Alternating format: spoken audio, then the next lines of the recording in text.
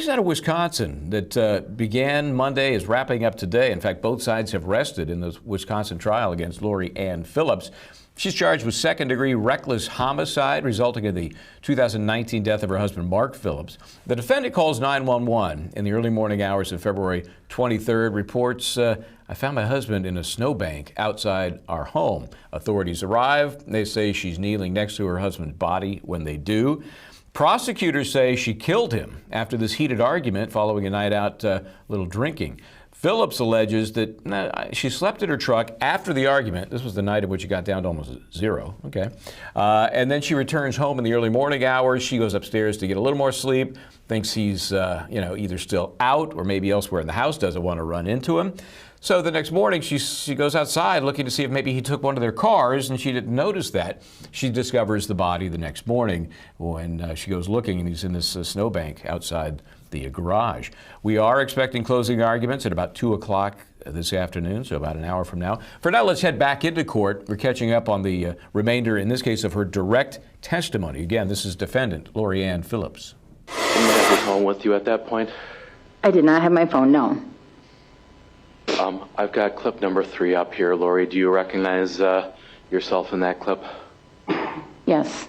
All right, if we could play clip number 3, please.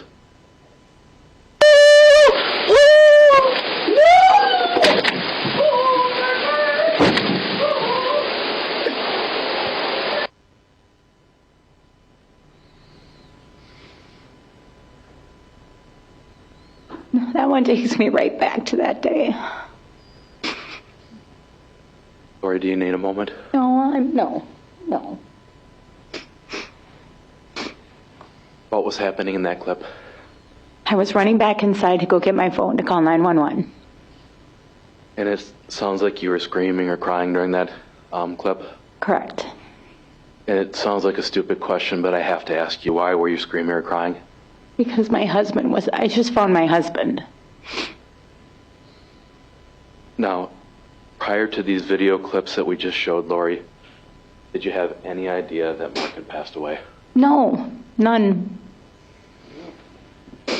After running into the house, where did you go? I ran upstairs to get my phone to call 911.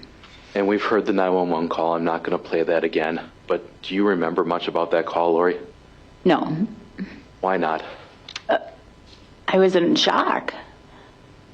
I just remember answering whatever they needed me to answer and trying to do whatever they needed me to do. What did you hope that the 911 dispatcher would do? Bring help. Did you think at that point that there was any point that Mark could be revived based on your observations? No. So, do you recall Sergeant Valencia arriving at your house? I wouldn't have known who he was, but yes, I remember a police officer getting there, yes.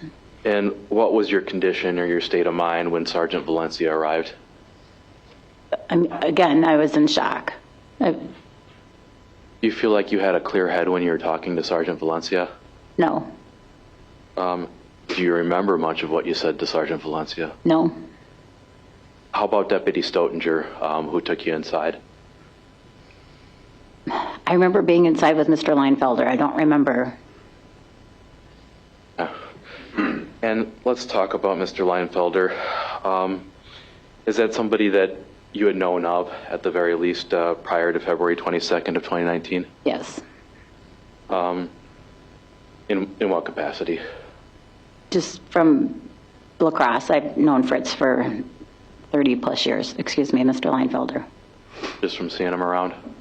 Correct.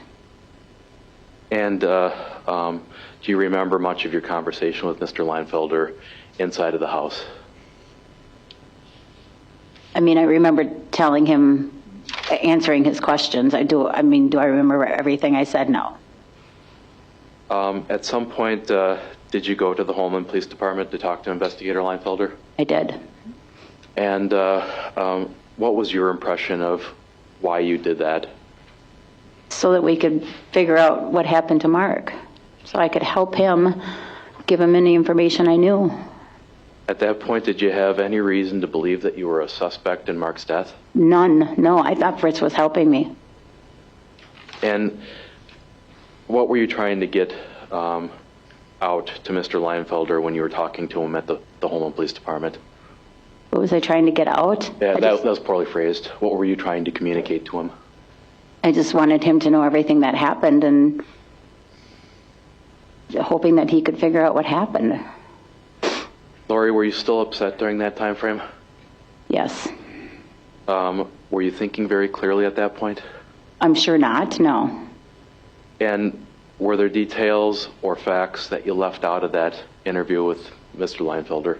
Clearly there were, because it had stated that in the video. I continuously said, I forgot this, I forgot this. Was that because you were trying to mislead Investigator Leinfelder? Absolutely not. Now, do you remember Investigator Leinfelder asking you specifically about whether or not there was a history of domestic abuse during that interview? Now I remember, yes, because I read the transcripts. And at the time, do you recall indicating that there wasn't much of a history of domestic abuse? No, I stated Mark's never punched me, is what I said. Okay. Did you bring up the fact that Mark had choked you in the past? At that moment, no. I didn't want Mark to come off as a bad person. Or any of the other incidents with Mark? No. And you jumped one question ahead of me, Lori, but why didn't you bring up the prior acts of domestic abuse at that time? As I stated to Mr. Leinfelder immediately, he was a good man, and I didn't want to tarnish what his thought process would have been of my husband. Is that why you said that Mark was such a good guy? Yeah. Now, do you recall having a discussion with Investigator Leinfelder about the fact that you and Mark had argued earlier in the evening? Yes. And Lori, at some point, did you try to show Investigator Leinfelder an area where you had a bruise? Yeah, I remember telling him that I felt different in different areas, but I hadn't seen anything yet. And did Investigator Leinfelder appear to take a closer look at your neck or chest area? I remember him saying that he thought he saw something on my neck, yes. Did anyone offer to photograph that or document the injury? No. Now, I do want to talk a little bit about the injuries here. And I'm going to go back to the Elmo, please.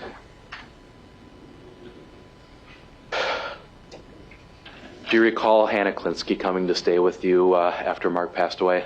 Yes, she came on Saturday.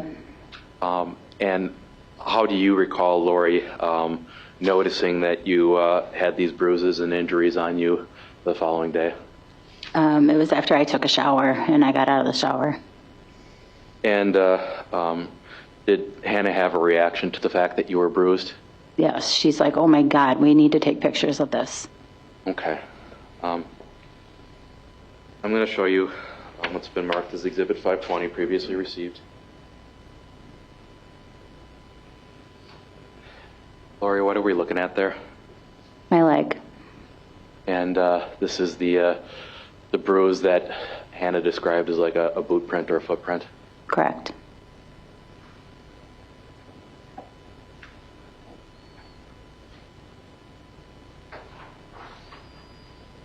Exhibit 522. Was that a photograph of? That looks like another leg picture as well.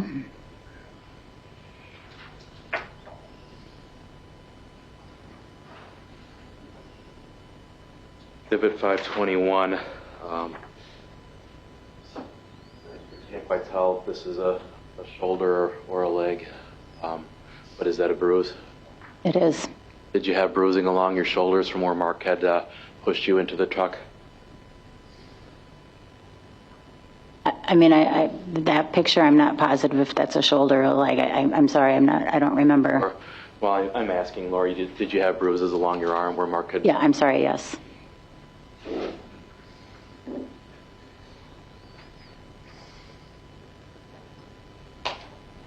I'll show you Exhibit 523.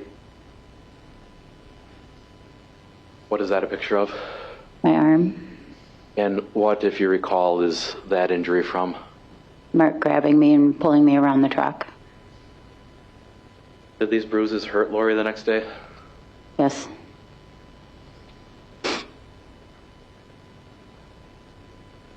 Exhibit 524. What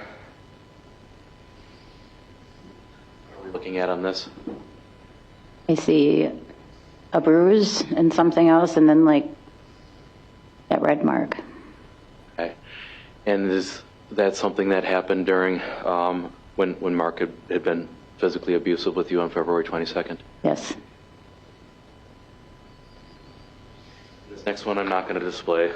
I'm just going to ask you to look at it. This is picture 525, the injury of the of your breast. What are we looking at here? A bruise on my right, it looks like maybe my right breast. Okay. Was that something that was sustained in the course of Mark physically abusing you on February 22nd as well? It was. Was that the bruise or the injury that you were talking about when you described to Mark that your boob hurt? Correct. At any point, did any investigator from the sheriff's department or otherwise ask you to come in and be photographed or otherwise document your injuries? No. Would you have done so had you been asked? Yes.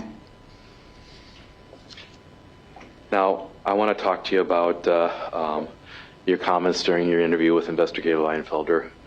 Do you recall, Lori, whether or not, what your response was to Investigator Leinfelder when he asked whether or not you hit your husband with the truck? I said I did not.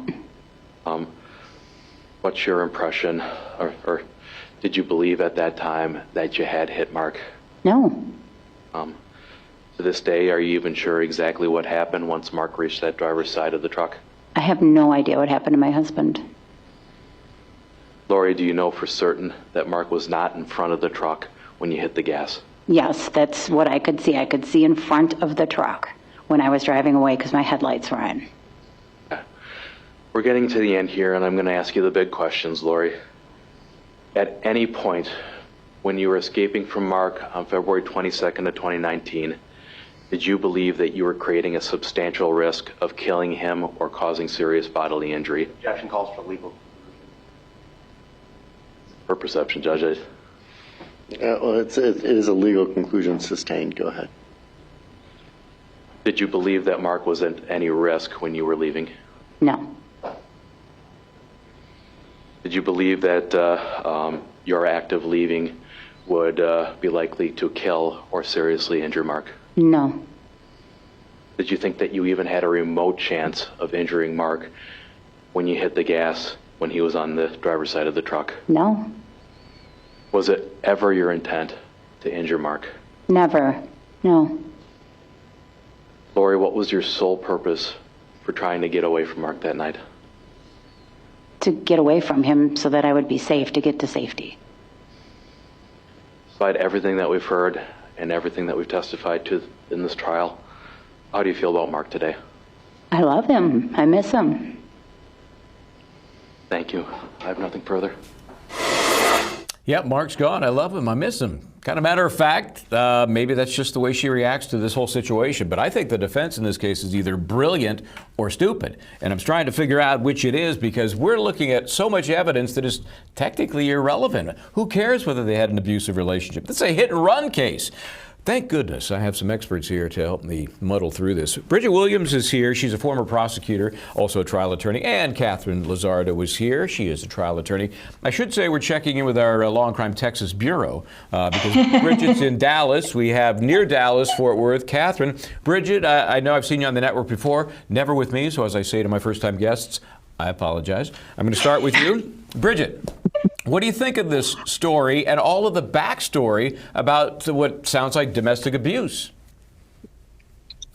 Well, first I'll say that it's always tricky whenever you put the defendant on the stand, right? Because they're reliving the situation, but then they also have to be cognizant of how their demeanor comes across to the jury. And so she does come across as very stoic. She doesn't really show a lot of emotion here. And so that is something that the defense counsel has to be mindful of. And I'm sure that he thought that through when they decided to put her on the stand. They really didn't have a choice but to put her on the stand because she's the only person who was there at that time. So she has to tell her story. There's no one else there that can do that. Now, going forward to talking about just their back history, I mean, it goes to show that she may have had some anger issues toward him, but at the same time that she was intentionally trying to get away from him, not necessarily kill him, but she was just such in fear for her life that she was trying to get away from him. And so, I mean, I think it just boils down to, does the jury believe that she is a believable witness? Is she someone that she comes across as being truthful? And really, in my opinion, she doesn't. She changes her story, with the detective once before. And so that makes it to where she doesn't really come across as credible. And so it's going to boil down to, does the jury believe that she is in fact credible here? And so I'm interested to see how that plays out for her. You don't like her. I can see that. I can see you don't like her so much. So, and that's always important. Likability equals many times believability. So, Catherine, here's why I think it could be brilliant or stupid. You have this backstory. Okay, maybe that explains why she was in such a hurry to get away from him, and maybe she wasn't aware of her surroundings as well as she might be. She runs into a human being, doesn't even notice it. On the other hand, maybe she had something to run him over for. Maybe this series of events, and that night in particular, was just the last straw.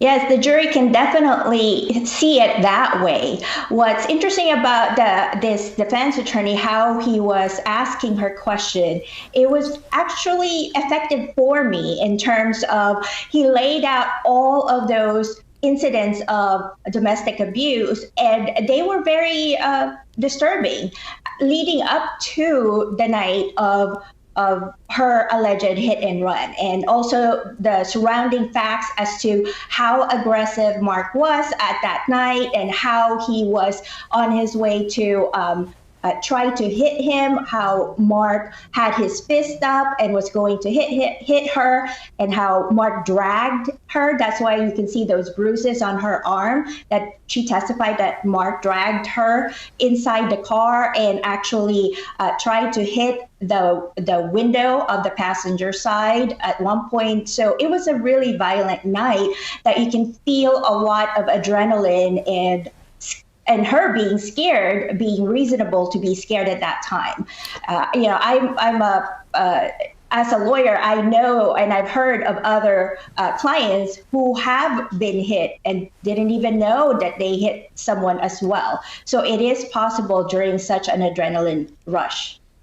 Or maybe she hit a deer. I mean, they're kind of in a little more rural area. So that's the issue for this jury. I just think it had to be great pretrial motions going on, because, I mean, that had to be a doozy of an argument. That's a legal term. That doozy of an argument that says, look, we need to get all this backstory in, even though it's a hit and run case. I think it's fascinating. I think the defense may be onto something here. Let's take a break. We'll come back. We always hear the direct examination, but we haven't heard the cross yet. When we get into that, when we come right back.